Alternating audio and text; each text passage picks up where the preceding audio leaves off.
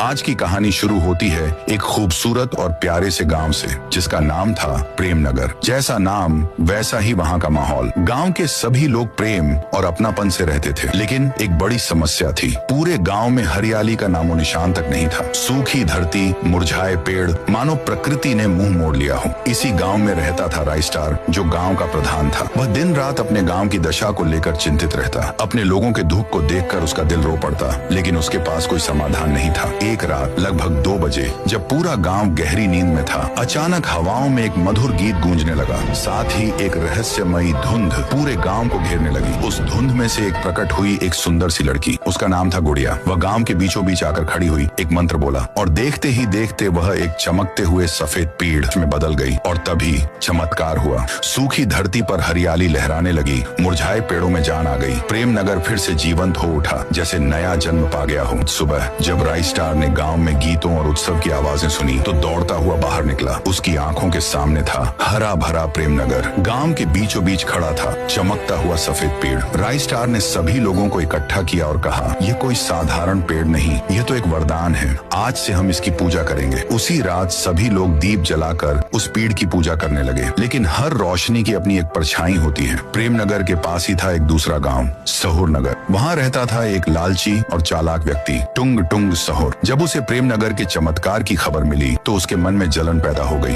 उसी रात वह चुपचाप प्रेमनगर आया और सफेद पीड़ को चुराकर अपनी गाड़ी में लादकर सहुर नगर ले गया। जैसे ही पीड़ प्रेमनगर से गया, फिर से वहाँ सूखापन और उदासी छा गई और सहुर नगर में हरियाली और समृद्धि आने लगी। राइस्टार समझ गया कि यह चोरी हुई है। उसने निश्चय किया, इस बार प्रेमनगर अपना हक लेकर रहेगा। दोनों गांवों के बीच बैठक बुलाई गई। राइस्टार ने कहा, वह सफेद पेड़ हमारा है, उसी ने हमें जीवन दिया, हमें वह वापस चाहिए। टुंग टुंग सहुर बोला, अगर मैंने वह पेड़ लौटा दिया तो मेरे लोग भूख से मर जाएंगे। तभी एक बुजुर्ग खड़ा हुआ और बोला, तो फिर इसका फैसला युद्ध से हो, जो जीते वही पेड़ का हकदार। सबने सहमति जताई।